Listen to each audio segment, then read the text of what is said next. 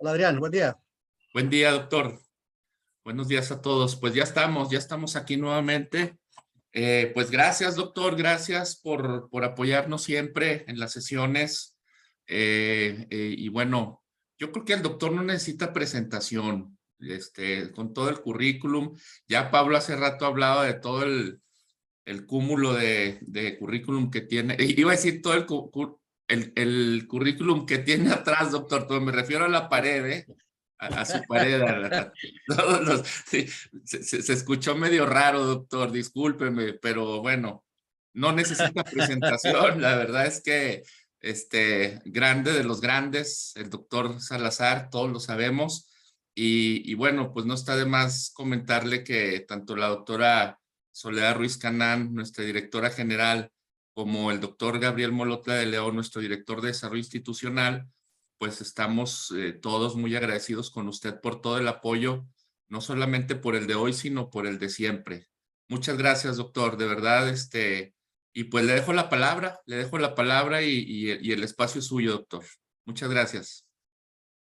Muchas gracias Adrián. De verdad un gusto estar de nuevo en esta plataforma donde ya veo que se ha logrado consolidar un grupo, un escuadrón élite de la psicología en Durango, donde bueno, semanalmente veo el perfil de la gente que tenemos y a mí me da mucho gusto. Gente en todas las áreas ya de la salud mental y bueno, de la medicina, de la psicología. Sin embargo, creo que la intención de el trabajo conjunto es entender que como nunca estamos viviendo ataques muy fuertes en la salud mental, sobre todo en el tema de las neurociencias, y es justamente porque, bueno, ninguna especialidad médica que yo conozca, ninguna especialidad médica tiene que trabajar, además de dar los mejores tratamientos para sus pacientes, tener que convencer a los pacientes, tener que dedicar mucho tiempo de la consulta para psicoeducar, para quitar ideas, mitos, etcétera. Entonces, bueno, creo que el mejor antídoto contra este mundo cambiante, este mundo de cosas rápidas, va a ser sin duda el trabajo en equipo. Soy un convencido que si hoy en día hay algún psiquiatra por ahí que todavía sigue pensando que la psicoterapia no funciona, bien, si todavía un psicólogo, psicoterapeuta, que crea que la psiquiatría y la farmacología no funciona, me parece que son dos cuestiones reduccionistas. Entonces, bueno, el tema que yo elegí hoy es un tema que me parece un tema olvidado. La verdad es que si nosotros nos vamos a la Facultad de Psicología ahora y les pedimos a los chicos que levanten la mano a qué se quieren dedicar, entonces encontraremos que muchos dicen que quieren ser psicólogos clínicos para trabajar con temas muy específicos. Trastornos de alimentación, depresión, trastornos afectivos, líneas neuropsicológicas, niños, psiquiatría infantil. Pero va a ser muy poco, es más, incluso habrá más el número de los que digan que quieren ser influencers. Pero si encontramos a alguien que diga, yo quiero dedicarme a la psicogeriatría, es poco frecuente. Sin embargo, pues vamos a tener que tocar un tema que cuando a mí me invitó Adrián a participar, dije, bueno, pues, ¿qué tema se me ocurre? Bueno, creo que traté de tocar un tema que, además de que es un tema muy sensible para todos, me parece que es un tema que vale la pena conocer un poco más de esta población olvidada, la tercera edad, eh, que es una población que ha vivido muchos cambios en cuanto a la nomenclatura. El caso es que siguen siendo viejos y la palabra que los describe mejor son los viejos en cuanto a temporalidad. Porque bueno, se han usado frases bonitas. Yo recuerdo cada vez que había cambio de gobierno, llegaba el DIF y le ponía un nombre diferente. y entonces eran adultos en plenitud, tercera edad, adultos mayores, pero al final el tema es que una vez don Patrocinio Rentería me dijo, doctor, a mí no me anden con chingaderas, que me dijen que adultos en plenitud, que tercera, díganme viejo, como quiera, pero que me den medicamentos en el seguro, doctor. Eso es lo que a mí me interesa. Y la verdad es que esa frase de don Patrocinio, que en el cielo esté, un extraordinario campesino, que cuando yo lo veía, porque además él nomás venía y decía, usted arrégleme el asunto, lo demás me vale pura madre, arrégleme el asunto. En otro sentido, pues él tenía casi 80, pero era un roble que me saludaba y me dejaba la mano así como adolorida. Pues tenía problemas de disfunción eréctil, don Patrocinio, pero además yo le aprendí muchas cosas. Yo tuve la fortuna de despedir a mi padre de 86 años, un hombre con una extremada lucidez. Y ahora tengo el gran honor y orgullo de tener a mi madre de 84 años, que es una señora con una lucidez extraordinaria. De ahí, pues, el tema para mí que representa los adultos mayores. Voy a compartir entonces la presentación y sobre todo, bueno, pues el sentido es que podamos hacer un poquito de reflexión en este tema que yo le llamo, lo denominamos la depresión en la tercera edad. Y bueno, pues es un tema olvidado, sin duda es un tema olvidado. Porque además les voy a decir algo, que es el paciente que menos tiempo se le dedica en las consultas médicas. Los médicos hablan muy poco con el abuelito, hablan con la familia. Solo que tenga una nieta atractiva o un nieto atractivo, sí le explican más. Los residentes tardan más tiempo evaluando al paciente geriátrico,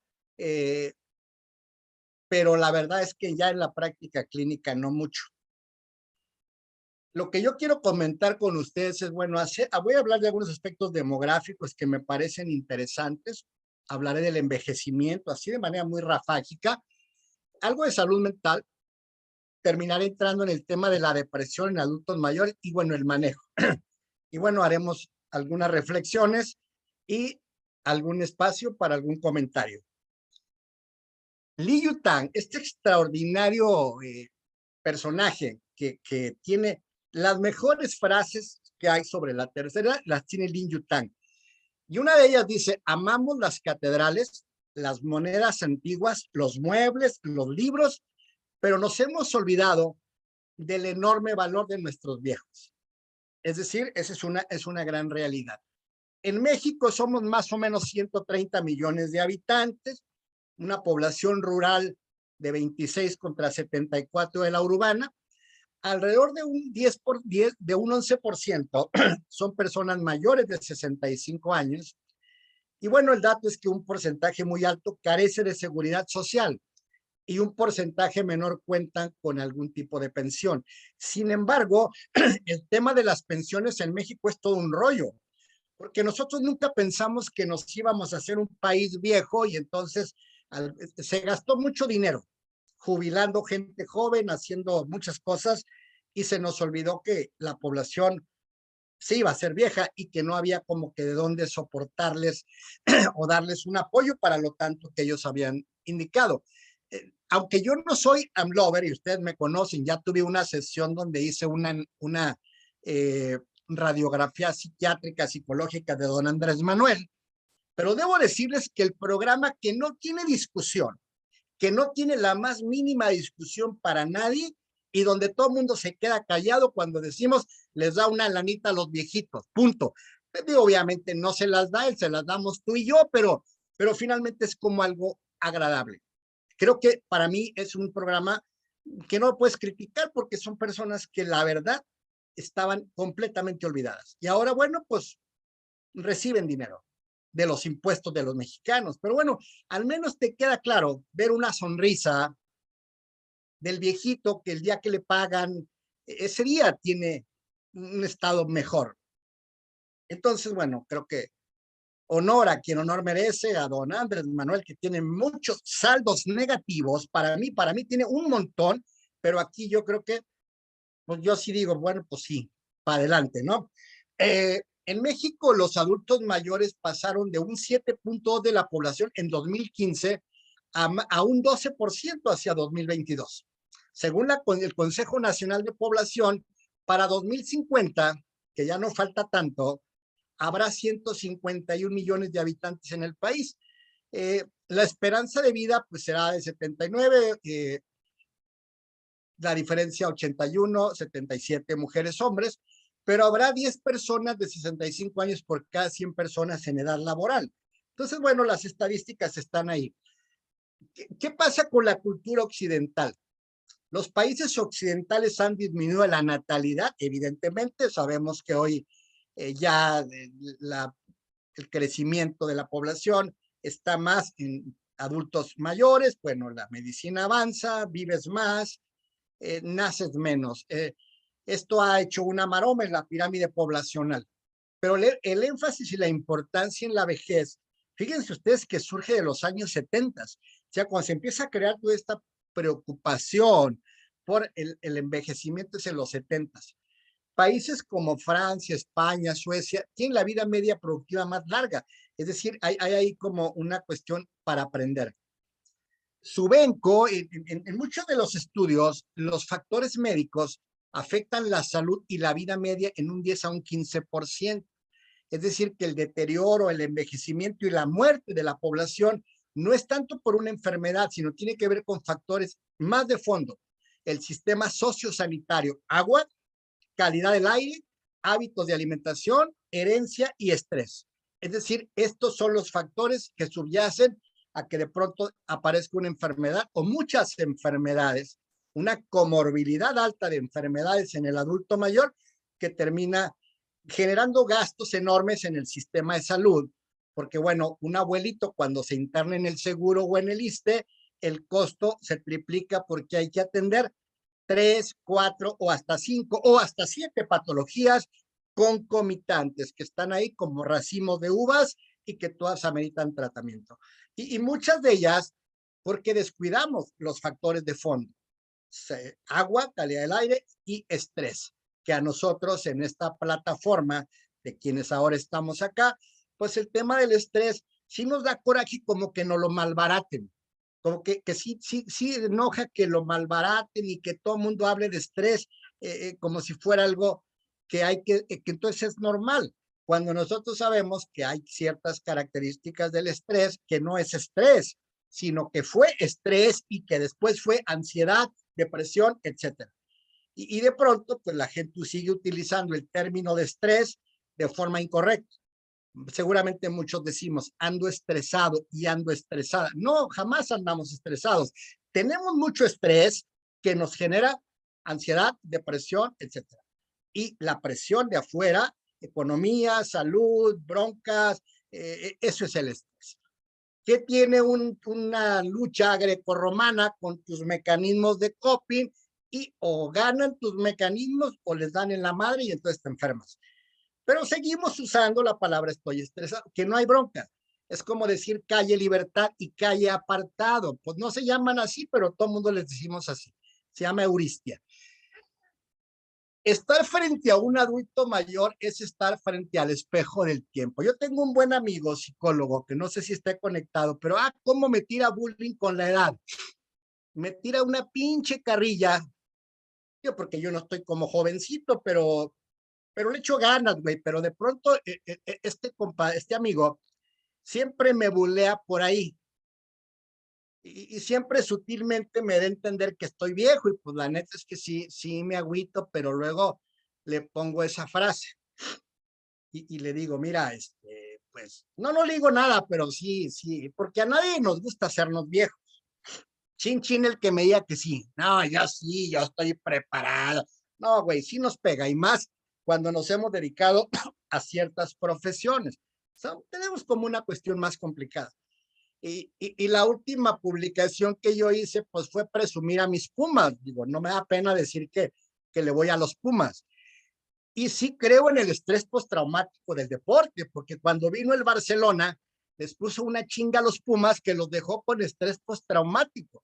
Y cuando llegó el América, pues el América fue muy ventajoso porque los encontró con el estrés postraumático al día. Entonces, pues es que no ganó el América, lo que pasa es que estos Pumas andaban con estrés postraumático, pero la última que me aventó mi amigo es que yo presumía a Dani Alves, este brasileño casi cuarentón, que es un chingón, y luego el comentario de mi compa fue la edad.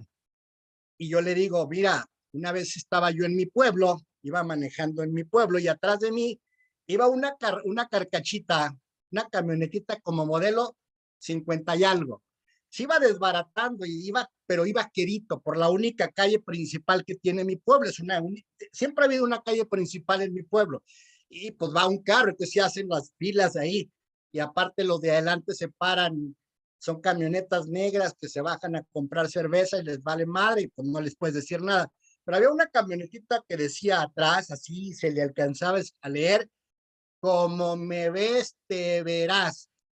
Con falta de ortografía, me ves con S, te verás con Z, pero decía una frase que yo iba atrás en un coche pues más o menos bueno y dije, ay güey, mira qué interesante, como me ves, te verás. Entonces, si me está escuchando mi amigo, pues aguas, porque uno a veces piensa que no van a pasar los años y en cuanto uno se despierta, ya te jodiste.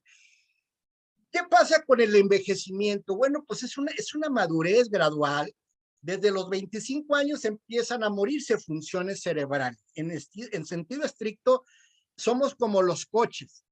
Sacas el coche de la agencia, vas a la Ford de Felipe del Boulevard, y cuando vas en Soriana Jardines, tu coche ya no vale lo mismo. Ya no vale lo mismo. Si tuvieras que regresarte a venderlo, ya te quitarían una buena lana. Así los seres humanos. Esto tiene que ver con disminución de elementos celulares. La teoría biológica del envejecimiento es extraordinaria, pero no es el tema. Podría yo dedicarme a hablar de toda la cuestión de la biología, pero no. Lo que sí es que se alteran procesos de intercambio a nivel celular, disminuye la funcionalidad, el número de las mitocondrias, estas cuestiones muy interesantes que tienen que ver con el ciclo de Krebs, la oxidación, toda esta parte bioquímica maravillosa que los que les gusta la bioquímica, a los nutriólogos, pues es un tema muy interesante. Pero esto es secundario a los radicales libres. Es decir, cuando hay consumo de oxígeno y metabolismo acelerado, bueno, pues esto va a generar algunos factores del deterioro, de ahí la importancia de una buena cultura de los antioxidantes. Hoy estamos en la era donde estamos entendiendo todo el rollo de los probióticos, que tiene que ver con esta genial parte que nuestro cerebro estaba pidiendo por años, porque el cerebro mucho tiempo pues se le daban folatos, pero hoy nos dice, oye, pues no jodas, necesito más cosas. El caso es que hay programación genética, abiotrofia, y esto significa que hay células que están programadas y se van a morir. Un ejemplo claro es el cabello, por ejemplo. Digo, yo para mi edad debería tener el cabello blanco y no lo tengo blanco. Y porque genéticamente creo que a mi padre le salieron canas a los 70 y tantos y a mi mamá también. Digo, pues me tiraron paro por ahí. Esa cuestión tiene que ver con genética. No significa que yo esté más joven. Tengo menos canas que alguien que tiene 40. Pero la verdad es que eso es una biotrofia. Ya viene una cuestión por ahí, ya no la vas a mover, está programada. La cuestión tiene que ver con mutaciones, pero a veces hay mutaciones genéticas espontáneas. No sé si ven esta extraordinaria serie italiana que se llama El Doc, que está en Prime Video, que es una serie, la mejor serie para mí de médicos y de hospitales. Y que además la segunda temporada está tan chingoncísima que empezó con el COVID.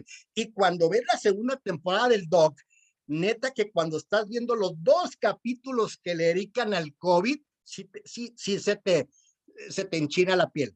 Ojalá y la vean, pero me refiero porque ahí se presenta un caso muy interesante de adultos mayores que tiene que ver con todo esto. El tema de desgaste natural de estructuras y la disminución del sistema inmunológico, lo cual va de la mano con la alimentación inadecuada. ¿Qué ha pasado con la vejez en la historia? Siempre Los seres humanos siempre hemos buscado tres cosas en todas las épocas. ¿Y sabes cuáles son las tres cosas más buscadas por la humanidad? Ahí te van. La juventud, la belleza y el amor. Son las tres cosas que hemos andado buscando siempre. Pues uno de ellos justamente es el tema de la juventud, y entonces siempre se ha tomado o se ha interesado por entenderlo. Siempre se ha buscado la eterna juventud. El primer anciano que habla con preocupación, fíjate, fue un escriba egipcio hace más de 4000 años. Ya se lamentaba de su deterioro. O sea, ya había una lamentación por el deterioro. En muchas sociedades la vejez es contraparte de productividad, verbigracia a nuestro país. O sea, si alguien te dice, ya eres viejo, ya no funcionas. Entre los esquimales, pues hay que buscar una persona joven para que los mate. En los indios Creek, la familia se lleva al viejo a una choza apartada con poca comida y agua, programado para que se mueren tanto tiempo.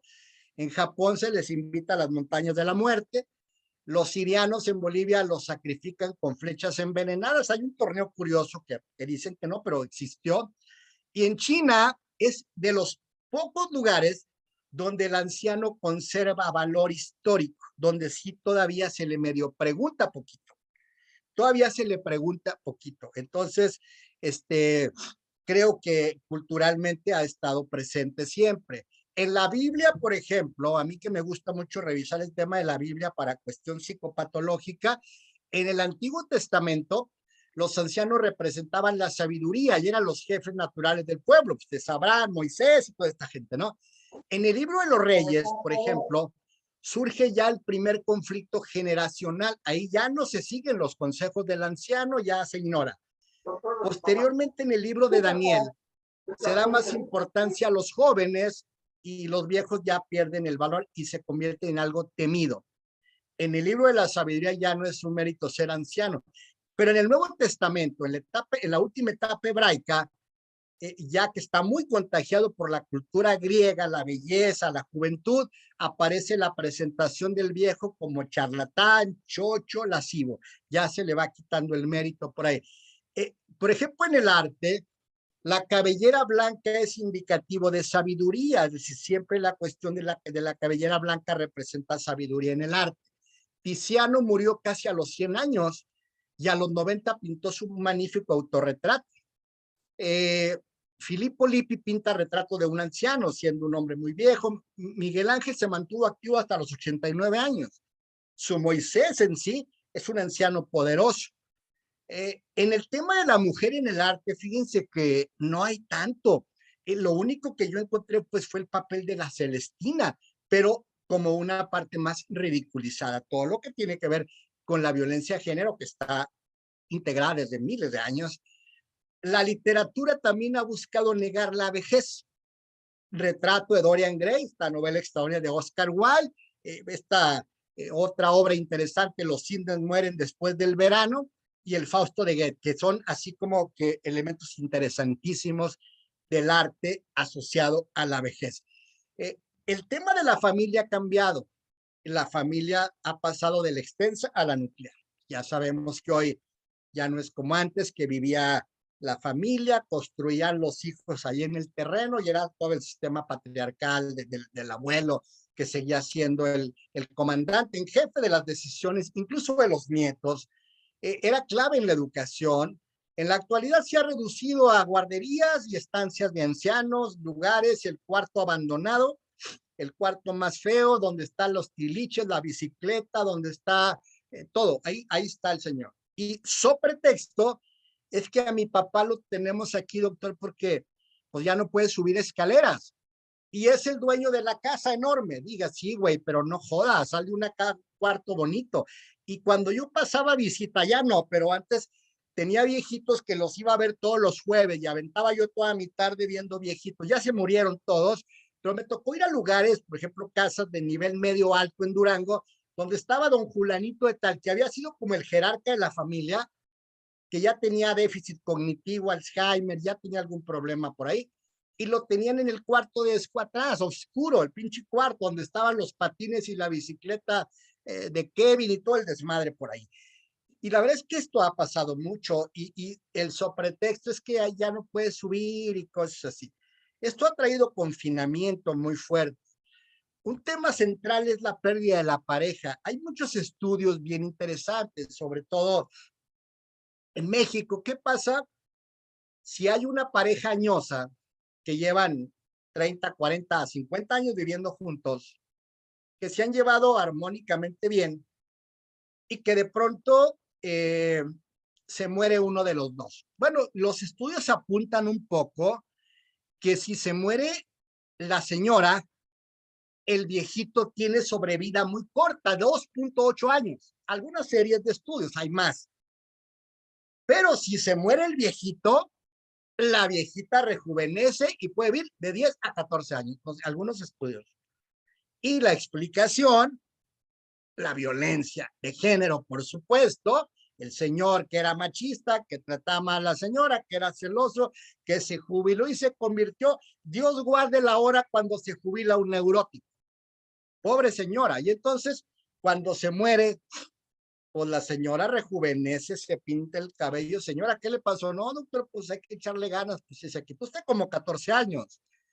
Y la verdad es que se quitó el lastre del profe jubilado. Perdón, digo profe jubilado porque lo veo mucho en los profes jubilados que terminan siendo una cosa terrible para la esposa. Entonces, en mi teoría, en las generaciones de atrás, sobreviven más las mujeres sin el esposo que el esposo sin la señora. Porque hay señores de antaño que ni siquiera se sirven un café, que se sentaban a la mesa con ese autoritarismo. Entonces, yo creo que las generaciones de ahora no sé, pero esto es interesante. Hay un tema que Salvareza, este autor argentino, lo menciona como viejismo. Y el viejismo es un conjunto de prejuicios estereotipados y discriminativos que se aplican en cuestión de la edad. O sea, yo te discrimino porque eres moreno, porque eres chaparro, porque tienes pelos de lote, porque estás calvo, porque eres de la comunidad LGBTI, o porque eres mujer, o porque eres niño, o porque eres viejo. O sea, también, o porque eres migrante. La palabra viejo también se subvalúa, privilegiando demasiado la variable juventud. Por ejemplo, es común decir, en el gabinete que pronto vamos a conocer una variable que va a estar muy de peso, lo bueno es que está joven. O sea, usamos demasiado por arriba la variable juventud, lo cual me parece interesante, pero no necesariamente la antítesis suele ser mala. Entonces yo creo que tendrán que ser estos cuadros mixtos de personas jóvenes con personas con experiencia, pero que sepan trabajar en equipo y que no padezcan el síndrome de Cronos. El síndrome de Cronos preocupa mucho porque se trata de viejos que no pelan al joven y lo devalúan, y de jóvenes que devalúan al viejo. Y ahí México se la lleva perdiendo mucho. ¿Por qué hay viejismo? Porque hay miedo a envejecer. Los 4 temores universales del ser humano es la vejez, la invalidez, la locura y la muerte. Chin, chin, si no. Vejez, invalidez, locura y muerte. ¿A alguno le tienes miedo? Si me dices que a ninguno, pues no sé, quién sabe, habría que valorar si no eres esquizofrénico, pero la vejez, la invalidez, la locura y la muerte le tenemos miedo. Piensen si no. Entonces, y todo ese temor está en el inconsciente. En el viejismo encontramos, estas palabras de Margaret Mead, por ejemplo, desvinculación. Nos vamos desvinculando del mundo, nos aislamos, tanto por los órganos de los sentidos, porque ya no escuchamos, ya no vemos, y de pronto nos sentimos flotando cuando escuchamos que se están riendo en la casa y no sabemos qué onda porque no escuchamos. Reducción de actividades, el tiempo cambia, el manejo del tiempo social, esto es terrible porque si no se mentaliza al adulto mayor para utilizar su tiempo, de pronto vemos la cuestión de la depresión y la estratificación social por edades.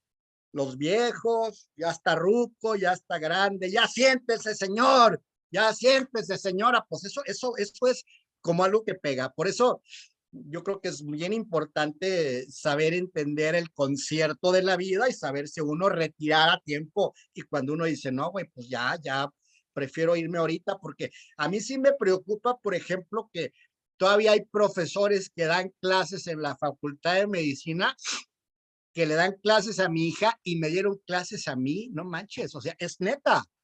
Yo digo, hijo, digo, está bien que quieran, pero por Dios, o sea, no, digo, ya denles una jubilación decorosa, pero no podemos seguir creando eso todavía porque pues, termina siendo ya un requisito nada más la universidad, porque los chavos exponen los temas, o sea, es terrible esto, ¿eh? Y yo sí estoy asustado de cómo nuestra universidad está tan vieja que parece ser una universidad con estudiantes del siglo XXI, con un programa del siglo XX y con profesores del siglo XIX. Perdón por lo que digo, pero es una realidad. Esta teoría, que ya fue polemizada por Cumming y Henry desde los 60, sostienen que el envejecimiento es un proceso recíproco. El individuo y la sociedad se alejan uno del otro, el anciano se siente menos involucrado, decrecen papeles o roles que asumía y empieza ya a tener más tiempo para sí mismo. Ya habían estudiado el tema de la mediana edad, que se cree que corresponde a los 45, 65 años, que esa es la edad para algunos autores más adecuada, porque ahí es donde las personas ya formaron un método de subsistencia, ya terminaron la crianza de los hijos, se está al mando de la sociedad. Para los que cumplieron sus objetivos a esa edad es la flor de la vida, ya se jubilaron, ya pueden viajar, ya sus hijos salieron, ya está el nido vacío, etcétera.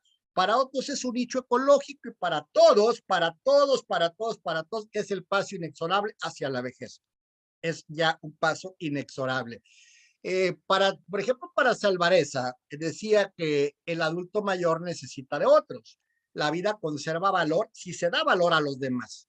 Lo anterior trae como consecuencia que el anciano necesita relaciones e involucrarse más, sustituir roles que lo gratifiquen, pues corría, pues ahora que camine, si nadaba, pues ahora que juegue ping-pong, o sea, eso es importante.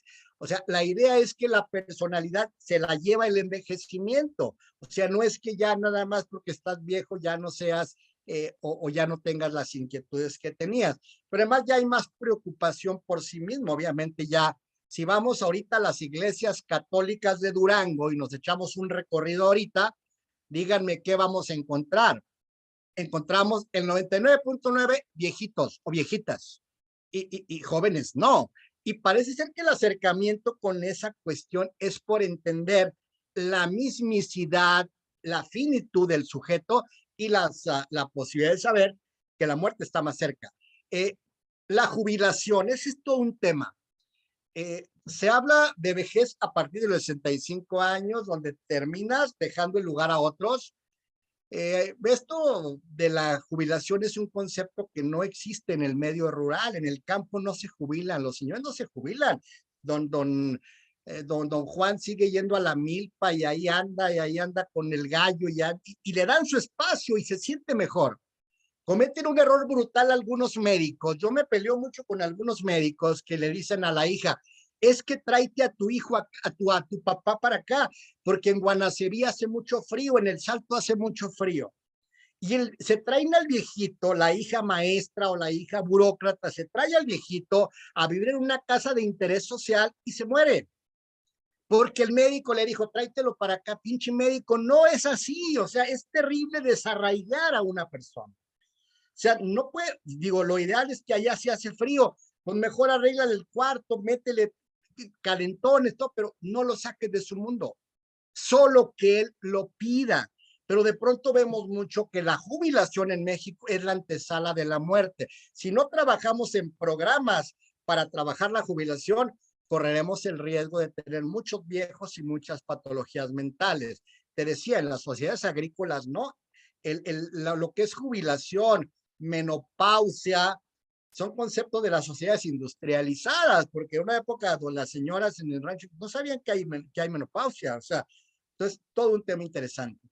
¿Qué pasa psicológicamente? Se incrementa la interioridad, aumenta la introspección, se preocupan más por el mundo interno y hay un aumento del narcisismo como consecuencia y no como causa de la interioridad. O sea, admito atención, estoy atento a mí, me voy a morir, es que yo soy el viejo, pero es que yo ya me muero, es que me quedan pocos días y vivo toda esa cuestión.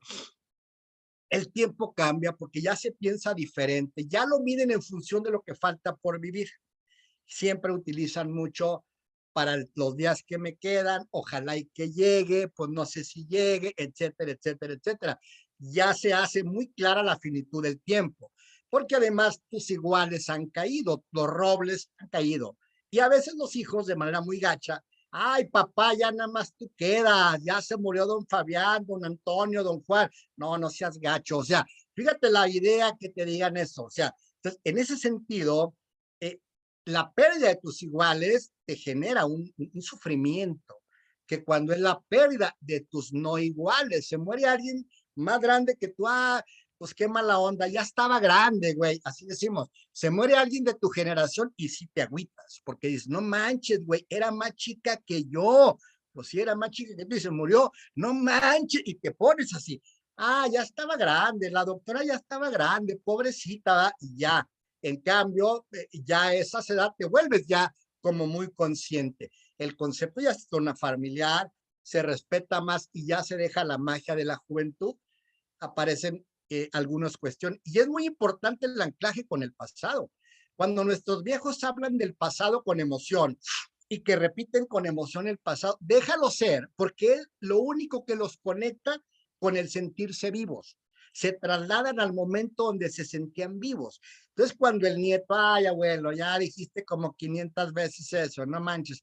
La verdad es que falta mucha cultura porque el anclaje con el pasado, la verbalización, la reminiscencia, la confabulación del anciano le está dando ingredientes para mantenerse de pie.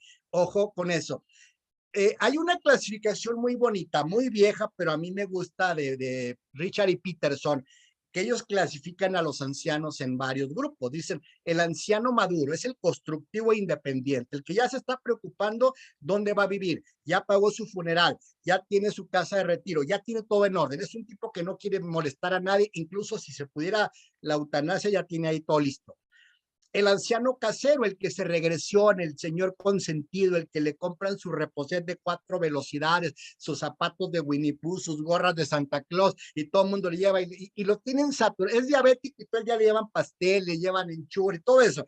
Pues este es el viejito que se regresiona, el chipil, el anciano blindado, el que está neurotizado, el que fue depresivo distímico y que está siempre encabronado, todo le molesta, el hostil, y el fóbico, el que siempre está somatizando, el que tiene delirios dermatozoicos, el que tiene paranoias, el que tiene cosas. Entonces, esta clasificación es muy interesante porque fíjense ustedes, vayan echando medidas de por dónde van a irse, ¿no? Cada carril. Todos ustedes y yo, por supuesto, yo más rápido, vamos por un carril de esos. Entonces, uno tendría que ir entendiendo, a ver, y en terapia habría que preguntarle a la gente, oye, ¿qué va a pasar con tu vejez?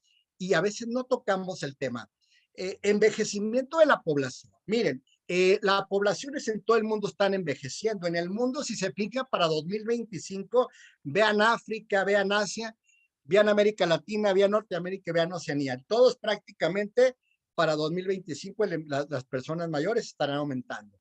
Si se fijan en esta escala de calidad de vida, que es muy bonita, es muy padre esta escala porque nos dice qué pasa cuando un adulto mayor no tiene depresión ni enfermedad crónica. Fíjense lo que implica su calidad de vida en lo que es la función física acá. Cuando el paciente tiene depresión y tiene 2 o más enfermedades crónicas, vean cómo baja. Y así esta gráfica que es muy bonita, nos vamos a la de salud mental. Cuando el paciente tiene depresión y no tiene enfermedades, su salud mental anda como en, su calidad de vida anda como en 80%. Cuando hay síntomas depresivos y 2 enfermedades, pero también da la variable con síntomas depresivos, pero sin enfermedad crónica, con síntomas depresivos y con enfermedad crónica. Entonces, esta es una gráfica bien bonita sobre lo que es la calidad de vida cuando te fuiste con una enfermedad, con 2, con 3 o con 7. La transición demográfica, bueno, nos habla también cómo va a estar más o menos la pirámide hacia 2050, que esto ya lo mencionaba yo en la primera gráfica. Está aumentando la edad, por supuesto, si se fijan, hay una tendencia de 1950 más o menos hacia 2000, en 1995, todavía se quedaba un piquito de menores de 60 años y después ya vemos como en rojo los mayores de 60 se van aumentando en el mundo. En el 82, la Asamblea Mundial del Envejecimiento determinó que eran los 65 años para marcar el inicio de la vejez. Sin embargo, esto no puede ser una regla, porque esto es muy heterogéneo. Hay personas que no pueden tacharse viejos por 65. Hay muchas variables. Tiene que ver su personalidad, su historia y su cultura, porque además hay vejeces de oro y juventudes de hojalata.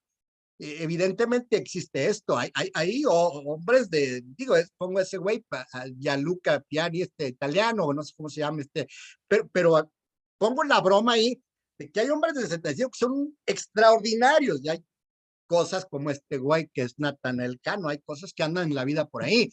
Entonces, uno pudiera entender que no necesariamente la variable juventud es oro. Ojo, esto es bien interesante. Entonces, John Glenn, este astronauta norteamericano que fue senador y que además en uno de los viajes en satélite, pues fue el único que no se hipotensó, todos los chavos se hipotensaron. Entonces, a partir de ahí vinieron estudios para entender que una vejez, cuando es bien cuidada, las variables biológicas no necesariamente declinan. Ese fue interesante, John Glenn. El individuo al envejecer conserva las características de su personalidad. Si eres ahorita una persona narcisista, te vas a ir viejito narcisista. Si eres una viejita histriónica, te vas a ir viejita histriónica. Si eres un viejito narcisista, vas a llegar a tu edad y vas a sentir que todo el mundo es pendejo menos tú y vas a sentir que todos son tontos. Si fuiste histriónica, pues vas a ser la reina de la tercera edad y vas a andar ahí con la banderita y bailando. O sea, eso es la diferencia. La historia viene y nos persigue. La personalidad no se muere, la personalidad se muere hasta que te creman o es más, y sigue ahí todavía.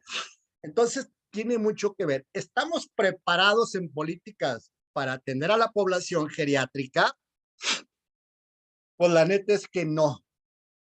En la pandemia nosotros vimos que si hubo olvidados fueron los adultos mayores, que no salgan, que se queden encerrados, no entran a los Oxxos, no entran a las tiendas. Fue terrible. Dejaron de ver a los nietos, estaban solos, les aventaban la comida.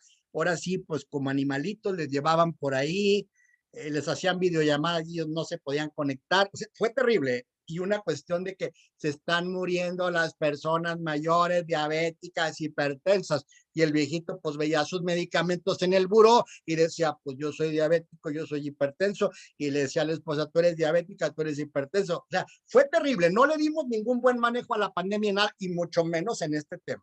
Podríamos aventarnos un buen rato hablando del tema, pero bueno, es una reflexión.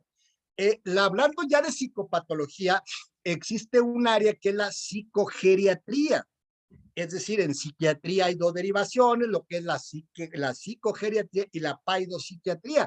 El incremento de paidos ha aumentado mucho y no tanto el de psicogeriatras. Esto es por las enfermedades mentales del viejo que no se diagnostican. Mis amigos los geriatras, cuando llegaron los geriatras, yo dije, por fin llegaron los especialistas y con todo respeto, pero veo que muchos geriatras, muchos, no todos, son como internistas que dan 14 medicamentos y sale el viejito del consultorio con, una vez le conté al paciente 18 medicamentos, dije, no, pues si lo que queremos es que les quiten la polifarmacia, de pronto mis amigos los geriatras, no generalizo, pero al menos varios, es como internistas igual, ¿no? Y además le meten mano a lo psiquiátrico, a todo, y al final hacen una capirotada farmacológica con los pobres abuelitos. Ojalá que también ahí se mejore en ese sentido. Hablando pues de la depresión en adultos mayores, la depresión es generalmente no se detecta, es subvaluada o no tratada. Y en esta población se acentúa más. Aunque se cree que los síntomas depresivos son inevitables, la realidad es que la depresión no es un componente natural del envejecimiento. O sea, síntomas depresivos sí van en el cóctel del envejecimiento por la falta, la estratificación del tiempo. O sea, ya no salgo, ya no voy a ningún lado, ya estoy ahí nada más, ya no veo bien, ya no escucho. Evidentemente hay síntomas depresivos. Tener síntomas depresivos, hay una diferencia entre tener depresión, ya como una entidad clínica bien documentada. Entonces, la depresión es una condición médica seria Cuando no tratamos la depresión en adultos mayores, se empeora la diabetes, se empeora la hipertensión. El paciente diabético no se apega al tratamiento, se le olvida el medicamento, se lo toma de más, está con déficit cognitivo y no necesariamente del carril de lo demencial, sino puede ser una depresión. Y muchos adultos mayores se les dice, es normal, es por la edad, o se les pone aquel viejo diagnóstico que por favor ya no se utiliza, de decir demencia senil. O sea, es término completamente fuera de lugar. Entonces, evidentemente, los pacientes con diabetes, con problemas de metabólicos más depresión, sobrevida menor y menos apego al tratamiento, más costo para los servicios de salud. Aquí vemos, por ejemplo, esta gráfica. Los adultos mayores en la comunidad, 5% tiene depresión severa y 15% depresión leve. En la atención primaria, los que van a consulta general, a consulta familiar, el 10% tiene depresión contra un 20% leve. 10 grave, 10 leve. Pero mira este dato, en las casas de reposo, asilos, por muy elegantes que estén, ve hasta dónde sube la depresión, hasta 30%, lo cual indica que el desarraigo, porque ir a un asilo, la verdad es que en el fondo es, pues vete para allá, aquí estorbas, salvo una generación muy chiquitita que están eligiendo el asilamiento por convicción, porque dicen, no, pues estos güeyes me van a sacar los ojos, este sobrino que estoy manteniendo me va a mandar a la fregada, me va a dejar en la calle, y están como buscando ya esas villas donde quieren vivir juntos varias personas de la tercera edad. Además está padre, porque ya después de los 60 ya no chismeas tanto, ya no andas, ya no te fijas tanto, ya te vale madre que el otro día. Entonces, sí pueden funcionar estas villas canadienses donde 50 amigos dicen vamos a comprar un terreno boscoso que tenga venados, leopardos, metemos ahí todo y viven ahí muy bonito. Había un proyecto interesante hace muchos años en una región de Santiago Papasquiaro, de una comunidad norteamericana que quería construir ahí una villa, pero llegó el pinche crimen organizado y apenas andaban viendo el terreno cuando llegaron los pinches malandros y los amenazaron y pues se fueron. Pero sí es posible que ocurra, pero fíjate cómo la casa de reposo, el asilo, sube la depresión. Esto tiene que ver con algún estudio que ya había hecho Bracamontes en 2016, donde encontró, revisando todos los asilos de la Ciudad de México, encontró que el 76% no habían decidido ellos. Yo no estoy aquí por gusto, porque yo veía que mi nuera y mi hijo se peleaban mucho por mí. Pues es que yo ya no tenía cuarto y había escaleras y no puedo caminar. O sea, variables de ese tipo. Existe mayor comorbilidad. Y en ese estudio, hasta el 60, más del 60 ya tenían depresión y deseo de morir. Más alto el deseo de morir en los que están en asilos que los que siguen arraigados a la familia. Este es un dato interesante. Es decir, la OMS dice que el 50% de los pacientes depresivos son diagnosticados, que solamente la mitad son diagnosticados con algún problema psicológico por sus médicos. Identificar la depresión en la población mayor puede ser aún muy complicado. Los valores indicando tratamiento inadecuado parecen muy pobres en cuanto a la atención. Es decir, el médico primario dice diabético, hipertenso, su colesterol está muy alto, la rodilla está inflamada, está reteniendo líquidos, la vejiga está caída y se va todo ahí. Pero nadie se mete a revisar la esfera emocional. Y ahí andan las depresiones. Entonces el viejito de puerta giratoria que regresa la semana que sigue al ISSSTE, al consultorio, y el médico enojado, señora, es que no se tome el medicamento, es que se lo debe tomar bien, se quiere morir, quiere que le corte una pierna, se quiere quedar ciego, pues es que no se tome el medicamento, pinche doctor, cállate la boca, porque ese paciente tiene depresión que ni siquiera estás detectando, ni siquiera estás entendiendo, y si la detectas, a veces sueltas un medicamento nomás porque tú piensas que la fluoxetina, la sertralina, la paroxetina es lo mismo y no sabes a veces o no tienes un conocimiento ni siquiera básico en el tema de la farmacología por la interacción farmacológica de todo lo que ya tome el abuelito. Entonces, ¿qué es diferente en la depresión joven y adulto? Bueno, pues que hay muchos mitos, no es una enfermedad, pues es que es la edad, se cree que el ser depresivo es débil, se va a quitar sola, es natural, solo afecta a las mujeres, etcétera, mitos. Es un factor real para suicidio. ¿Saben ustedes por qué no se matan nuestros adultos mayores en México? Tienen todos los ingredientes para matarse. ¿Sabes por qué no se matan? Porque tienen limitaciones físicas, porque no pueden caminar, porque no se pueden parar, porque no pueden hacer atar una cuerda, porque no pueden buscar la pistola. Se oye muy cruel esto que te digo, pero en realidad la idea es de morir es muy alta, pero no mueren porque pues no tienen los medios disponibles. Pero además la depresión aumenta la mortalidad, empeora, ya te lo decía, diabetes, hipertensión, procesos inflamatorios, cada vez sabemos más la hipótesis de la depresión y la inflamación, y requiere tratamiento. Además, es muy cara para el sector salud no atender depresión, porque un paciente diabético deprimido, en vez de estar 5 días en el hospital, va a estar 15 días y no va a mejorar. Es que no está comiendo, es que no come, no se para a caminar, y eso reduce tiempo, aumenta tiempo de hospital, y la causa se llama depresión, que nadie la vio, nadie la vio. Factores que son de riesgo para tener depresión: duelo, la muerte de un hijo, la muerte de la pareja, trastornos del sueño, un abuelito que no está durmiendo bien, discapacidad, fracturas de cadera. En México nuestros abuelitos se van a morir por una fractura, se caen, se fracturan, están en cama, tienen neumonía por inmovilidad, tienen problemas de complicaciones de circulación, y normalmente se mueren ya porque estaban en cama, y úlceras de decúbito, toda esta parte. Bueno, que haya tenido depresión anterior, si en la juventud tuvo depresión, ya es un dato que nos alerta. Y ser mujer sigue siendo una variable. Sin embargo, esta variable sigue siendo, todavía está en el debate, porque pues la mujer busca más ayuda. Quizás doña Lupita va más rápido a buscar ayuda que don Fabián. Don Fabián, no, chingada, ya tengo nada, bla, bla, bla. Está complicado, ¿no?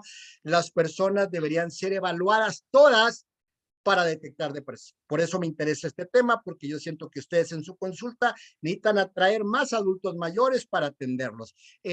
La comorbilidad aquí está, mira, por ejemplo, cuando el paciente no tiene una condición crónica, su salud es muy buena. Cuando tiene solo asma, 80, solo angina de pecho, 70, solo artritis, 79, solo diabetes, 78, solo depresión, 72. Fíjate cómo baja más con depresión que con enfermedades médicas. Pero si nos vamos al lado derecho de la gráfica, cuando hay depresión y artritis, hasta 67, depresión y angina, 65, depresión y diabetes, 58, y depresión y más enfermedades, 56. Entonces, aquí nos está quedando muy claro cómo estamos llegando tarde a atender el tema de la depresión en las enfermedades crónico-degenerativas. Ya vimos ahí los suicidios, cómo aumentan con la edad. En Europa la tasa de letalidad por suicidio en adultos mayores es muy alta, porque llegan todavía con más fortaleza física, están más fuertes, se pueden levantar, van por armas, casi no se caen tanto como los de nosotros. Los otros se caen porque pues nunca les atendieron el problema de la vista, de la rodilla. O sea, es complicado nuestro sistema de salud. La depresión es un riesgo alto de suicidio. Por supuesto que los pensamientos son muy comunes en ancianos, y creo que es importante trabajar sobre esto. Esta gráfica me gusta mucho porque está muy padre. Miren, ustedes y yo, al nacer, si estamos sanos, tenemos opciones los hombres de vivir 75 años y las mujeres 80. Eso ya lo sabemos. Pero si hoy alguien tiene 55 años y se cuida su salud en general, incluyendo la salud mental, todavía tiene una pirronchita, un ahorro de 24 años si eres hombre. Y si eres mujer, tienes todavía 28 años órale. Si tienes 65 años hoy y eres hombre sano, todavía te quedan 17 de ahorro. ¿Cuántos años así como la doctora Magali me preguntaba hace rato, doctor, ¿cuántos días económicos le quedan? Cuando estábamos en nuestra sesión godinesca, me decía la doctora Magali, no sé si esté por ahí, ande doctor, ya nomás me quedan 3. Dije, pues se lo sacaba muy rápido. Pero imagínate en términos de años, decimos, tengo 65 años, soy sano, tengo 17 años, todavía puedo planear mi cabaña, puedo planear componer un corrido, puedo hacer algo. Y si soy mujer, 20. Si tengo 75, todavía tengo 10 añitos, son muy buenos. Y si soy mujer, tengo 12 añitos, muy buenos. Si tengo 85 y me he cuidado todo eso, sobre todo el contexto emocional, todavía me quedan 6 añitos de reserva, muy buenos. Y si soy mujer, 7. O sea, esto es interesante, pero la verdad es que no lo hemos hecho.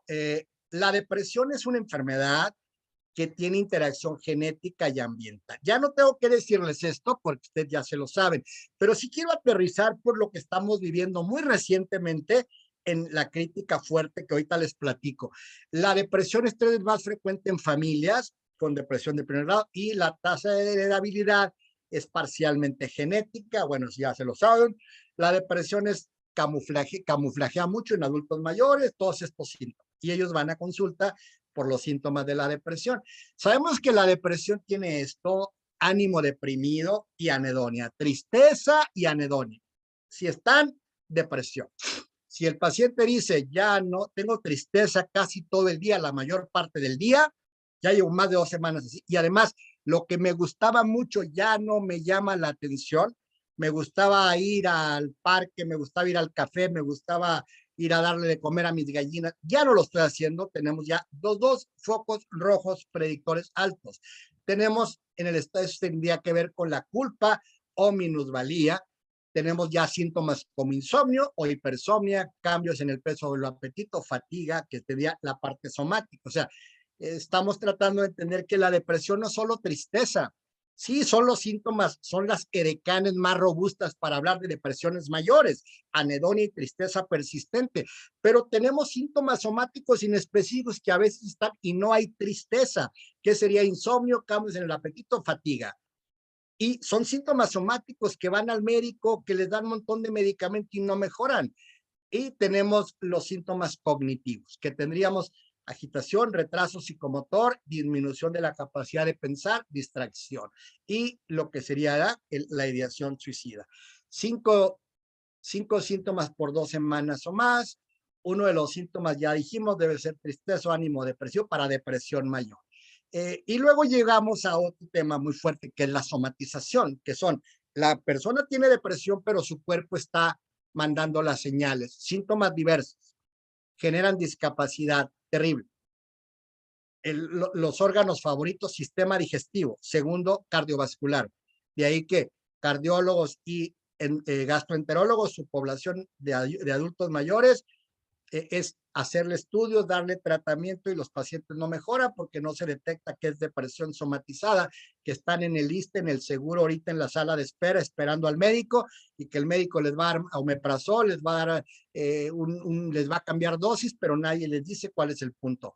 Esto tiene que ver también con hospitalismo. Se ha encontrado mucho personas que hacen del hospital un sitio de afecto.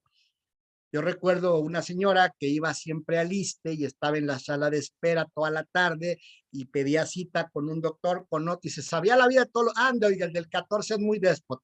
Ande, la del 22 es muy amable, tráigale una coca y la va a atender. Ande, el del 25 es, quién sabe esto. Y la viejita se sabía. Y entonces ella, que está tejiendo en la sala de espera, pues tiene un Munchausen y tiene algo como un facticio o tiene síndrome del hospital. Es decir, quiéranme, aquí me pelan, aquí me saludan, porque allá afuera me rechazan. Entonces, eso es muy interesante, el tema del hospitalismo en viejitos que no se toman el medicamento, se lo toman mal para generar sintomatología, para que el médico diga, pues hay que atenderla, hay que internarla. La depresión tiene síntomas ya conocidos, afecta la cognición, en especial la memoria verbal y las funciones ejecutivas.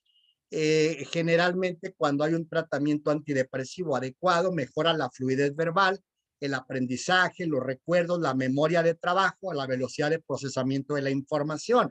Suelen persistir alteraciones en el funcionamiento ejecutivo, que tiene que ver con la lesión en lóbulos frontales, que hasta un 60% de pacientes no van a mejorar síntomas justamente por esta alteración neuroestructural.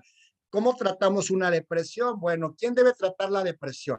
Es la tercera causa de discapacidad en el mundo. Está detrás del 50% o más de los suicidios, una de las 10 principales causas de muerte en el mundo. 60% del tratamiento en salud mental se da en atención primaria. 79% de los antidepresivos son resultados por no especialistas y ahí Falta meterles más la mano a los médicos del primer nivel, a los doctores del similares, para que aprendan a manejar bien los antidepresivos. Lo que se le ocurrió a la OMS fue buscar el tratamiento universal. Fíjate qué terrible, dicen, enseñen a todo mundo enfermedades mentales para que se acabe el problema a través de las MHGAP, que yo personalmente critico de a montón y me toca participar dando las medias, pero siento que estamos como diciéndole a la gente, ah, mira, está bien fácil, recétale litio, y estamos viendo iatrogenias fuertes. Entonces, digo, es una forma equivocada, porque sí habría que buscar socializar la patología mental, pero no decirle que la puedes atender, que le puedes dar terapia. Todos debemos tratar la depresión definitivamente. Miren, el tema de los antidepresivos, para que no les tengan miedo y que ustedes como psicólogos élite de Durango, yo les llamo psicoterapeutas élite a los que se conectan a las plataformas del ISMED. Más o menos en 1957 el mundo de los antidepresivos llegó. Empezamos teniendo la imipramina en México, la amitriptilina, que eran fármacos sucios. ¿Qué pasaba? Eran medicamentos que creaban miles de efectos secundarios, mejoraban la depresión, pero el paciente estaba peor. De ahí vienen los mitos, te vas a hacer adicto, te va a traer adormilado, porque la cultura viene desde ahí, y es que hay que reconocerlo, los fármacos empezaron siendo fármacos sucios. El mundo cambió en el 87, el general Lilly y esta planta de laboratorio dijo, vamos a hacer algo, hizo una molécula, floxetina, 1987, revolucionó al mundo. Se sale el mundo de los tricíclicos, una píldora que fue vendida muchísimo, el Prozac, se vendió muchísimo, se llamaba la píldora de la felicidad. ¿Qué pasaba con Prozac? Que la tomaba gente que no tenía depresión. La empezaba a tomar mucha gente que pensaba que si tomabas Prozac ibas a andar más feliz, y entonces ocurrieron ahí reacciones negativas, propiciaba intentos de suicidio porque no lo necesitabas. Y de ahí viene después citalopram, sertralina, paroxetina, fluvoxamina, que estos ya son fármacos limpios, pero que asocian a síndromes de afectan la función sexual y pueden crear ciertos síntomas de indiferencia afectiva.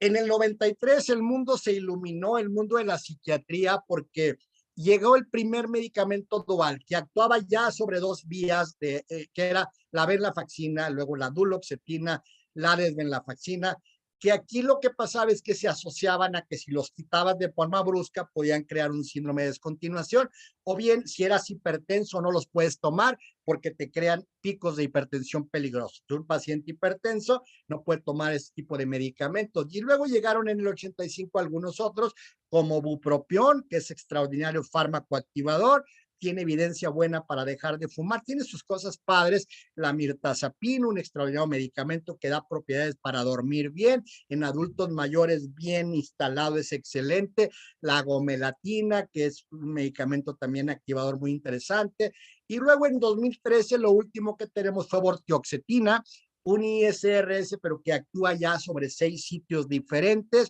que no afecta tanto el tema de la sexualidad, que no genera ganancias de peso, cosas como interesantes que vemos por ahí. Entonces, este mundo de los fármacos es muy interesante entenderlos, porque aunque ustedes no recetan, no pueden estar peleados con esto. O sea, no pueden estar peleados con esto. Van a avanzar más rápido en sus procesos psicoterapéuticos si su paciente duerme, si su paciente no trae crisis de ansiedad, su paciente va a ir al proceso, va a avanzar mucho. Si ustedes lo tienen con insomnio, con ansiedad, se les va en 3 sesiones. Es que me siento muy a gusto con mi terapeuta, pero yo sigo sin dormir, yo sigo con me falta el aire. Entonces, lo ideal es trabajar en equipo. Cuando damos antidepresivos, debemos pensar que vamos a dar un tratamiento para una enfermedad que tiene manifestaciones psicológicas, cognitivas y físicas. Que la depresión puede manifestarse una sola vez en la vida o tendrá muchos eventos repetidos. En un 10% su duración será crónica, habrá que dar tratamiento por muchos años. Hoy hablamos de tratamientos más o menos un año mínimo, así como de promedio. Pero hay casos donde las variables genéticas, las comorbilidades hacen que haya pacientes que deberán tomar antidepresivos por mucho tiempo, incluso algunos de por vida. El tratamiento es importante no solo para mejorar el sufrimiento del paciente, sino también para evitar complicaciones médicas. El tratamiento corrige o mejora la actividad de los neurotransmisores cerebrales, permite la recuperación de estructuras cerebrales y que tienden a atrofiarse durante depresiones o estrés crónico. Y además sabemos que tiene que ver mucho con la neuroplasticidad, porque hoy ya superamos una vieja teoría que hablaba de este estudio. Hace algunos días apareció un estudio en esta revista de psiquiatría molecular hecha por Joanna Moncrief, una psiquiatra, antipsiquiatra, que le pega mucho a la psiquiatría, y ella hace una recopilación en Reino Unido de estudios donde ellos concluyen que el déficit de serotonina no es la causa de la depresión. Vamos, no es nada nuevo, desde el 98 lo sabemos.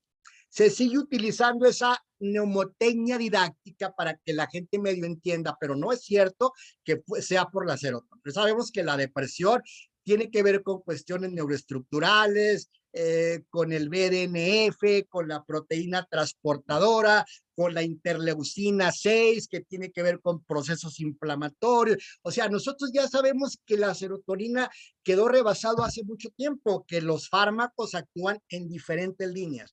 Y ella acaba de publicar algo que está satanizando mucho el tratamiento, donde ya se echó en reversa y dijo, bueno, pero no dejen de tomar sus tratamientos. Entonces, Joanna Moncrief, esta psiquiatra muy famosa y que ahorita pues está con ese estudio que sacaron, ese metaanálisis que sacaron en esta revista, pretende confundir mucho. Y como hoy nuestros pacientes se meten a redes sociales y se conectan, hay que tener cuidado para poderles explicar este tema, porque además Cipriani en el 2006 con este estudio concluyó que de 21 antidepresivos estudiados, todos eran superiores a placebo. En otras palabras, antidepresivos tienen una utilidad.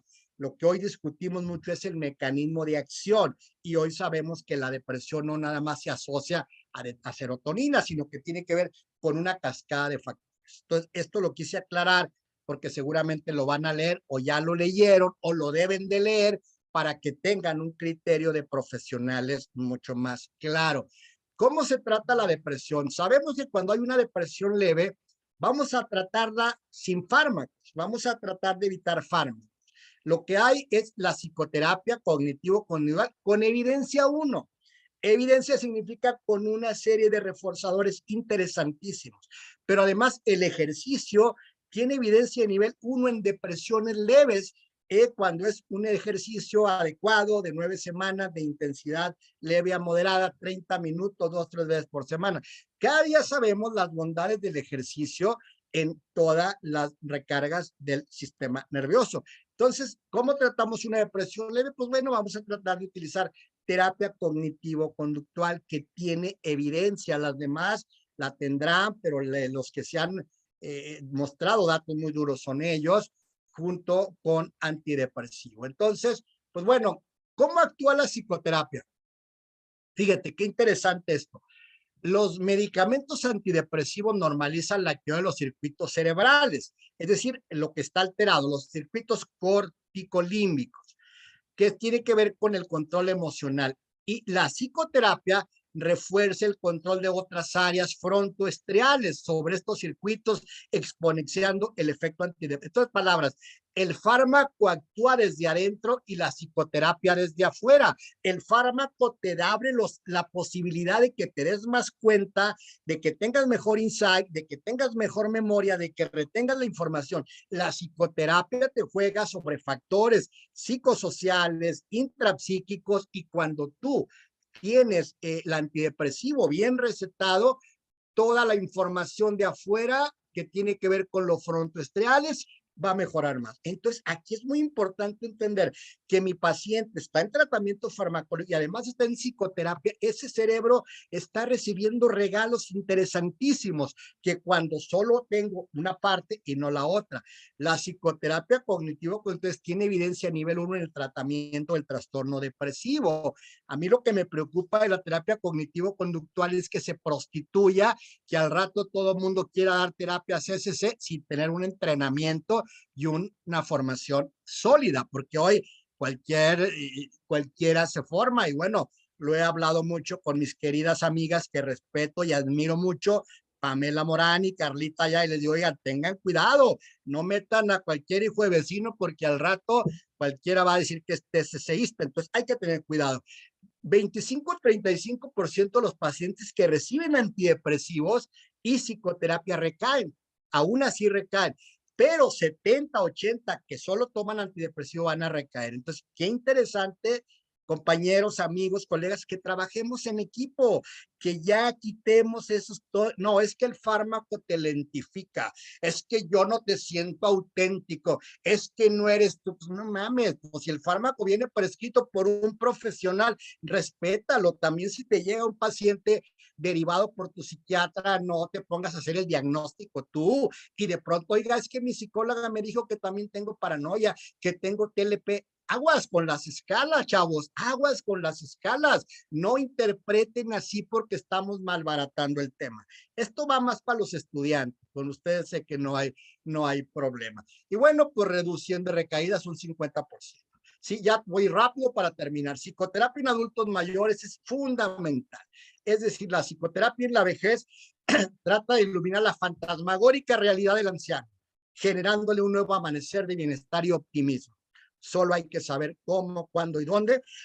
El anciano deprimido tiene tendencia a centrarse en sus aspectos negativos y les va a prestar más atención a lo negativo. Esta perspectiva es importante, estimular la cuestión de que no se centre solo en focos negativos de su vida, porque eso va a generar exacerbación de la depresión, más cerramiento del paciente, menos optimismo, y entonces va a estar completamente priorizando, lo que quiero es dormir, lo que quiero es que se me quite esto, y ya no va a tener interés de trabajar algunos factores, incluso hasta de poner en orden cosas del momento.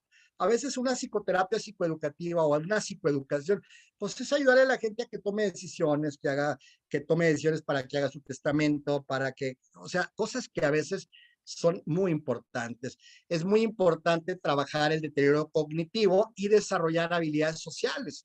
Esto es, las habilidades sociales van a de tal fuerte que la potencial de la conducta social, la expresión de los sentimientos, actitudes, deseos, opiniones y derechos, produce una mejoría de satisfacción personal y social, así como la autoestima. La implantación de programas de habilidades sociales se configura cada vez más como instrumento terapéutico útil para moderar la inhibición, la agresividad, la anedonia y la ansiedad psicopatológica del anciano. De ahí que empezar a crear modelos de atención psicoterapéutica para pacientes adultos mayores es algo necesario. El tema de la sexualidad, digo, la verdad es que descuidadísimo, se desconoce mucho, no se toca el tema.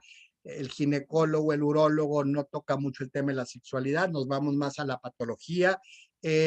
Herramientas de investigación y diagnóstico, bueno, creo que la escala geriátrica para depresión todos la deben de utilizar, escala de Cornell de depresión en demencia, la escala, bueno, hay el cuestionario 9 sobre salud del paciente, y hay algunas áreas por ahí para que motiven a los alumnos a que hagan tesis en temas de geriatría, que los que van a los asilos exploten más la investigación, los que van a la casa del anciano, etcétera. Esta escala es muy fácil, por ejemplo, es muy sencillo, 15 preguntitas que se pueden detectar problemas de depresión. En atención primaria es muy corta, con una alta probabilidad de identificar depresión. Es muy sencilla la escala de geriátrica, depresión geriátrica. Está usted satisfecho con la vida, y ahí hay los numeritos, se suma y acá da la clasificación. Si tiene 5, ya sospecha, 10, depresión segura. Entonces, es algo interesante, pero de verdad, ténganle su consultorio y evalúen a pacientes mayores de 65 años. Es necesario, pues, preparar al personal de salud. Es importante formar psicogeriatras, psicólogos con formación en tercera edad, atención en este sector, que no nada más nos dediquemos a cuidar de manera, vamos, de cuidados paternales al adulto mayor, sino que lo atendamos de manera, y más investigación. Miren el cine, ustedes saben que a mí me apasiona, les doy algunas películas, por si no te esta película mexicana es una genialidad, chéquenla. Esta, digo, creo que es una de las películas más impresionantes, esta película de Notebook, diario de una pasión, ¿no? Sí, algo así, bueno, Notebook, digo, todos saben, Elsa y Fred. Creo que quien no ha visto Elsa y Fred, pues digo, es algo genial. Esta película, antes de partir de estos titanes de la actuación, es una película que nos permite entender mucho del miedo al envejecimiento, la rebeldía, la regresión narcisista, etcétera, lo que tiene que ver con esta película El viejo y el mar, la novela de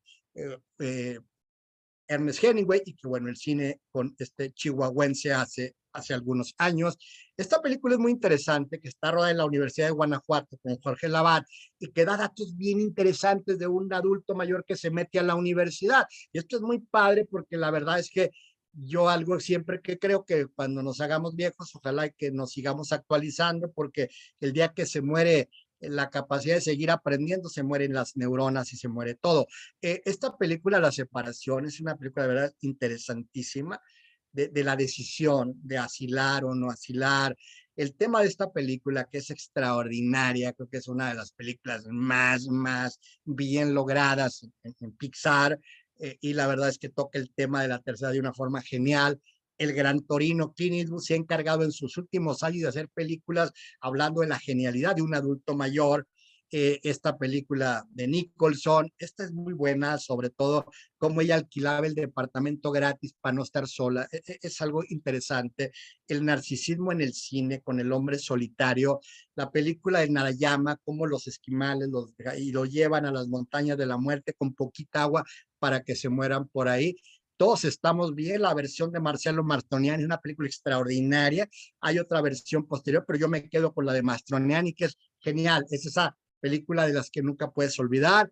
Por supuesto, la Sinfonía de la Vida deberá terminar con un gran final de paz, de serenidad y seguridad material, atención espiritual, emocional, y no como un golpe estruendoso de un tambor que se rompe o de unos cimbales que se estrellan.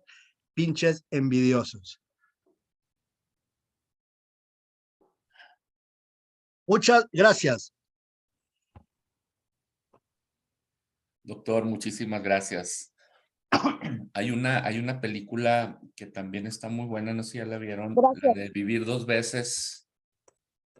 También extraordinaria película. Bueno, a mí me gustó bastante también. Me parece que es española, creo, ¿verdad? Sí, Muy padre. una versión española, sí. Excelente. Muchas gracias, doctor. ¿Algún comentario? ¿Alguna pregunta? ¿Alguna reflexión? Si andan ahí, hola, hola.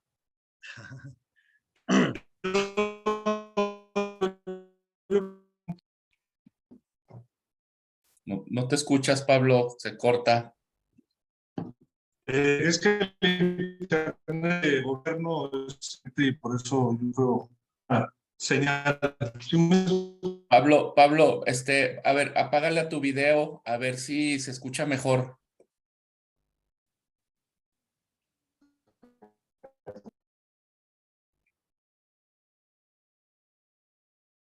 No te escuchas bien, no te escuchamos, Pablo. No, pues está en el ISMED, ¿no? ¿Cómo va a tener internet ahí, Pablo? No Sí, invente. no, de Fin de plano. sexenio, ¿cómo cree que va a tener internet? Ya tenemos de fin de sexenio como 2 años. Al cabo eso a la hora de editar los videos lo corto. La doctora Carmen Quiroga comenta, excelente tema y por demás interesante que se tenga en cuenta que cada vez la esperanza de vida ha aumentado. Luego es importante enseñar a la población a que tenga un envejecimiento exitoso y se tenga un manejo integral para la aceptación de su deterioro funcional fisiológico. A mí me llama mucho la atención, doctor, esta parte de la psicoeducación para los familiares, porque luego también vivimos en una época en la que si no produces no vales. Entonces, esta parte de la falta de productividad que luego se tiene cuando llega a un punto en la vejez, desafortunadamente, pues se desvaloriza y no se tiene como conciencia, ¿no? De todo el deterioro que se da. Y me parece que es importante, ¿no? Los que nos ha tocado cuidar a ancianos, a viejos, pues de pronto no sabemos ni las condiciones en las que están, ni ese deterioro, y muchas veces hasta puede creer la gente no, es que nada más está haciendo pato y nada más está manipulando y no es cierto, y cuando en realidad ya hay una situación, tanto física como cerebral, ¿no? Cognitiva, que ya está fallando y no tenemos esa parte de conciencia o de educación, doctor. No sé qué pueda comentar.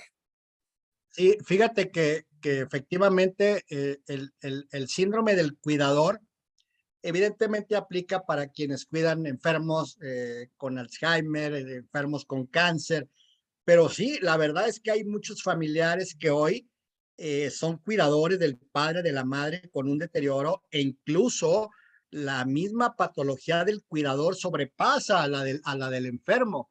Y ahí el tema es que se propicia algo triste, el maltrato. Se propicia el maltrato al padre por la persona con muchísima ansiedad, no ha dormido, es que en la noche despierta y en el día estás como un niño chiquito y hay maltrato. Y no es raro que después veamos en consulta al sobreviviente, al hijo, buscando psicoterapia porque trae un sentimiento de culpa espantoso, porque lo trató mal, porque le gritó, porque lo estrujó. El tema de los cuidadores es un tema importante. Cuando tenemos una enfermedad terminal, cuando tenemos ya un cáncer terminal con solo cuidados ya de que el paliativista está manejando, ahí nosotros lo único que tenemos que hacer es enfocarnos al cuidador. Cuando tenemos quien cuida a su papá con Alzheimer, sobre todo este síndrome cultural de que los hermanos están en Estados Unidos y la hija se queda acá, entonces aquellos güeyes piensan que porque mandan 1,000 pesos ya tienen derecho a todo. Entonces la hija vive muy estresada, es que mis hermanos se enojan, doctor, y mis hermanos quieren que les explique por qué le da medicamento, dicen que porque mi mamá no estaba así. Pues no, güey, pero pues hace 12 años que no la ve y ahora sí está así. Entonces es terrible. Y cuando muere la abuelita, la persona, es terrible ver cómo viene el desplazamiento. Llegan los hijos, le quitan la casa y esta chica que había tenido el síndrome de Laura Esquivel, como agua para chocolate, ese síndrome de la mujer que se queda a cuidar a los papás porque nunca se casó, luego llegan los buitres que nunca se... Y esto es terrible. Creo que es un tema que ameritaría otra plática que es únicamente hablar con los cuidadores y el impacto emocional, pero es muy cierto eso, Adrián. De acuerdo. Maestro Castrejón, qué gusto de saludarlo. Muchas gracias. Estoy sorprendido con el talento y la calidad de esta presentación. Muchas felicidades. Y quiero hacer dos reflexiones y un comentario. La reflexión es que el mundo actual y todos los avances sobre todo en la medicina preventiva, hacen que hoy en día haya personas de la tercera edad que son jóvenes y jóvenes de 30 años que son viejos. Ese es un dato muy interesante que valdría la pena considerar. Seguramente ya lo comentó el doctor. Otro aspecto es que como va la pirámide poblacional, el tema de la depresión en personas de la tercera edad seguramente será un tema de salud pública por las dimensiones tan grandes que en algunos años tendrá y por las situaciones también económicas que enfrentarán las nuevas generaciones, sobre todo por carencia de planes de seguridad social. Y el comentario que quería hacer, de pronto la palabra anciano a mí siento que es un poquito como despectiva, igual es una distorsión mía, pero creo que hay muchas palabras que podrían dar un poquito más de dignidad a esta población. No sé qué opina, doctor. Muchas gracias por la participación. Sí, yo creo que, como decía yo al principio, la nomenclatura de términos suele ser, creo que es ofensiva, porque hemos pasado desde adultos en plenitud, adultos tercera edad, adultos oro, golden de la vida, viejos, ancianos. Creo que la palabra que suena dura, pero que puede ser más clara, pues es que somos viejos. O sea, la palabra envejecimiento aduce a la cuestión biológica y psicológica. A mí personalmente, pues decir, pues estás viejo, pues sí, sí estoy viejo y yo me refugio y digo, no, güey, soy clásico, que es como la opción que yo digo, pues es que no soy viejo, soy clásico. Pero la verdad es que es cierto, la palabra anciano, si la analizamos etimológicamente, estoy de acuerdo contigo en cuanto a que sí suena así. A mí, la palabra viejo a mí me gusta, ¿no? Porque pues es cierto, el uso, el tiempo, el deterioro, pues te van haciendo que vayas envejeciendo, pero hay quienes les gusta y a veces estamos a merced de los términos. te decía yo, mi paciente que me dijo, no le hace que me digan ruco, viejo, abuelo, chocho, pero que me den medicamento. Entonces, creo que impacta mucho en cada quien, pero yo personalmente defiendo la palabra viejo y la palabra anciano a mí tampoco me gusta. Gracias por tu comentario. Gracias, doctor. Lorena. Buenos días, doctor. Felicidades. Bueno, mis comentarios, las apreciaciones que me arroja de escucharlo, pues sí es el tener el cuidado de la sobreprotección a las personas en esta etapa, porque se incapacitan, es decir, hay personas que todavía pueden hacer muchas cosas, pero la sobreprotección de la familia, su propia angustia, ¿no? Ante la pérdida puede anticipar la incapacidad motriz, cognitiva, etcétera, de las personas en esta etapa. Otra cosa con la que yo me he enfrentado es la falta de cultura de la atención psicoterapéutica en quienes son ahora personas en esta etapa de la vejez y que no había esta conciencia de la atención en salud mental en sus etapas previas, y eso provoca una mayor resistencia a la atención. Entonces, como yo no lo necesité, mi madre no lo necesitó, pues la psicoterapia no me representa una significancia, ¿no?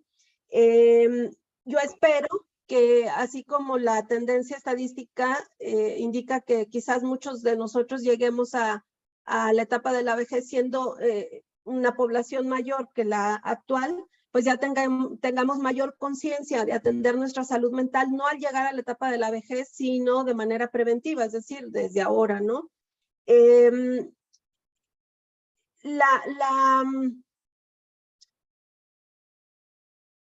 La cuestión de los tiempos, somos una generación de hijos ocupados, de personas ocupadas, y entonces nadie puede llevar a los papás a la psicoterapia.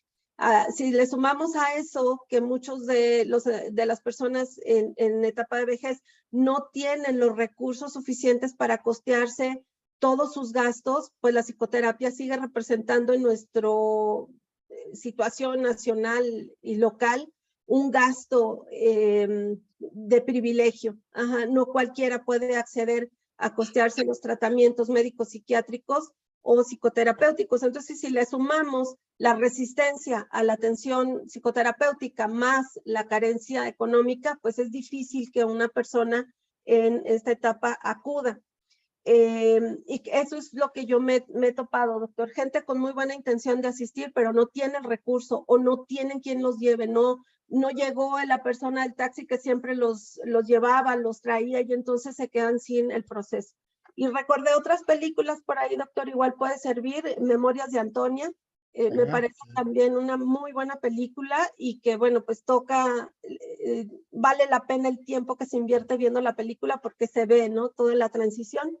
El Gran Pez también creo que es una muy buena película al respecto, y The Father. Entonces, esa sería nada más mi intervención. Les agradezco a todos la escucha y un gusto saludarlo, doctor. Gracias.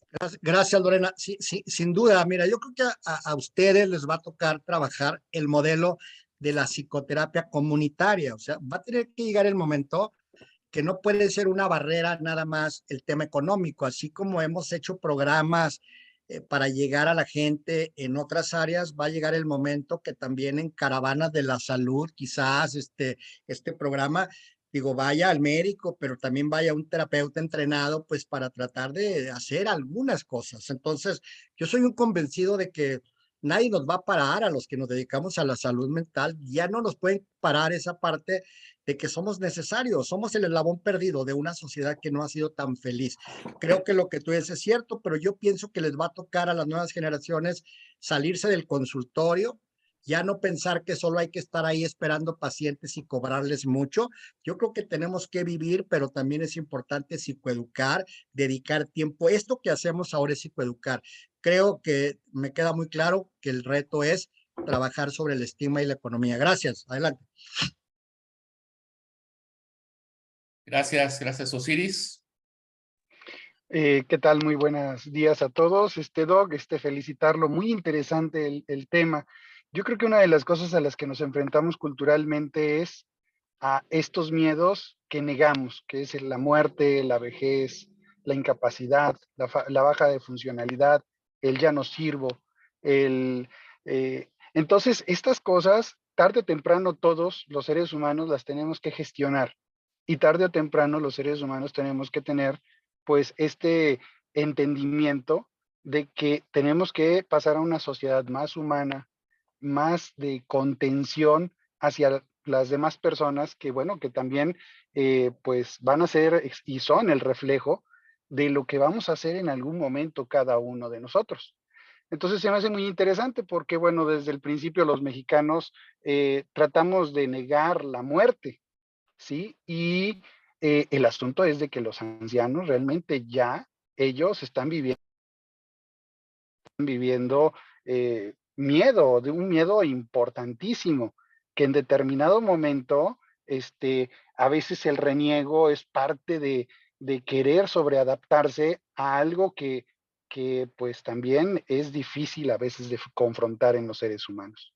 Me da gusto poder haber estado en esta sesión. Doctor, ¿qué nos Gracias, dice doctor. sobre esto, sobre las represiones y la muerte y todo lo que no queremos enfrentar? Gracias, doctor. El maestro Naranjo, por ahí lo veo. Gracias, Luis.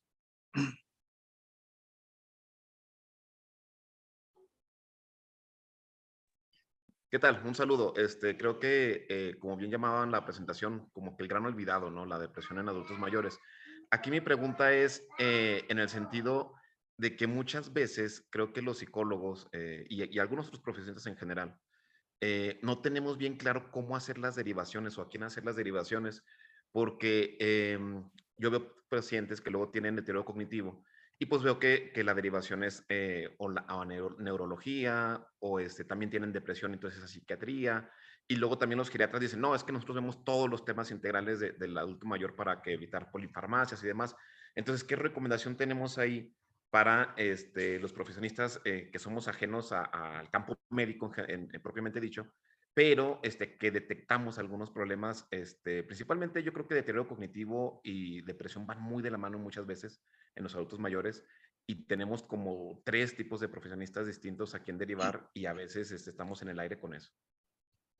Excelente pregunta, Luis. Fíjate que una de las comezones del DSM-5 es justamente la variable deterioro cognitivo, porque parece ser que hablar de deterioro cognitivo pues es entender que pues es un envejecimiento que va por ahí. Yo creo que la clinimetría, yo a pesar de que no me dedico mucho a la clinimetría, pero sí la utilizo, es decir, escalas validadas para evaluar de entrada.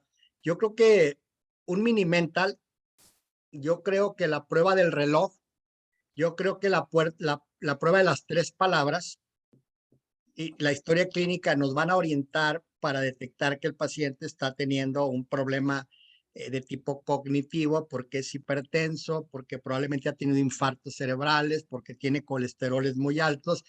Yo de entrada, si no está la variable depresiva muy arriba, yo me apoyaría en un neurólogo, pero en un neurólogo que trabaje en equipo, porque a veces fíjense que es importante encontrar los especialistas que sepan jugar en equipo, porque luego es decepcionante para ustedes que ustedes manden un paciente con un neurólogo y el neurólogo les diga, sí, tienes un problema, oiga, mi terapia, no, tú tómate el medicamento, o sea, así, terrible, los hay. El tema es que el primer tiempo, neurólogo, pero siempre que sea un neurólogo de tu equipo. Yo soy de la idea de que tú debes de mandar una hoja o hablarle, oiga, doctor, soy fulano de tal, quiero mandarle un paciente. Y el neurólogo lo va a entender y es muy bonito trabajar en eso, igual con psiquiatra. Y el geriatra es una figura muy interesante. Yo les decía que es una figura muy interesante, pero yo sigo pensando, perdónenme, pero además siempre he dicho así como lo que pienso, que el tema de la salud mental no lo traen muy afinado. Siento que son internistas de viejitos, vamos, pero la verdad es que me ha tocado estar en el siglo XXI dando una mesa de debate hace 3 años y era geriatras, y entonces yo noto que el tema de psiquiatría, de psicología, como que no está en su top es diabetes, hipertensión. Entonces yo diría que primer tiempo un neurólogo que trabaje en equipo, pero si ya hay síntomas depresivos, ya hay insomnio, ya hay delirios, ya hay agresividad, creo que ahí es un psiquiatra también que trabaje en equipo. Y ya el psiquiatra o el neurólogo en su momento podrán derivar con un geriatra, porque ahí ya el geriatra tendrá respeto de no invadir el tema que ya está tratado neurológica o psiquiátricamente y se enfocará a otros temas. Creo que sería la idea, pero con los médicos, que está como cabroncito, porque los médicos todavía seguimos pensando que Dios nos hizo así a mano, yo les recomiendo tener cuates en la neurología y en la psiquiatría, pero que sean de estos médicos que trabajen en equipo. Se gana menos, pero se logra más que estos neurólogos, que hasta los neurocirujanos están tratando depresión. Con todo respeto, mis amigos los neurocirujanos viven de la depresión y dan antidepresivos, y no es que sean malos, pero no son expertos. Entonces, este es un rollo terrible. Yo creo que lo mejor es equipo, equipo, equipo, equipo. Perfecto, muchas gracias. Gracias, doctor. Gracias, Luis. Y también gracias a todos los que han participado. Doctor, muchas gracias. Gracias por apoyarnos como siempre. Y bueno, nada más rápidamente, antes de cerrar, pues nada más compartir la constancia. La Secretaría de Salud de Durango, a través del Instituto de Salud Mental del Estado de Durango, emite la siguiente constancia al doctor Manuel Salazar Enríquez por su participación como ponente de la sesión académica del día 17 de agosto de 2022 con el tema Depresión en la tercera edad, un tema olvidado, dictado por videoconferencia en la ciudad de Durango. Y bueno, lo firma la doctora María Soledad Ruiz Canán, nuestra directora general del instituto. Yo sé que hay muchos comentarios y muchas preguntas y todavía nos estaríamos aquí fácil, la media hora nos la aventamos. Pero bueno, se nos fue el tiempo. Doctor, pues lo seguimos molestando con más temas. A mí se me hace muy interesante esta parte del cuidador, del adulto mayor vamos, de las personas que así lo necesitan, pues luego se puede generalizar. Y pues ahí estamos al pendiente, doctor. Claro que sí, un gusto, muchísimas gracias, excelente día. Gracias, que estén bien, que tengan buena semana.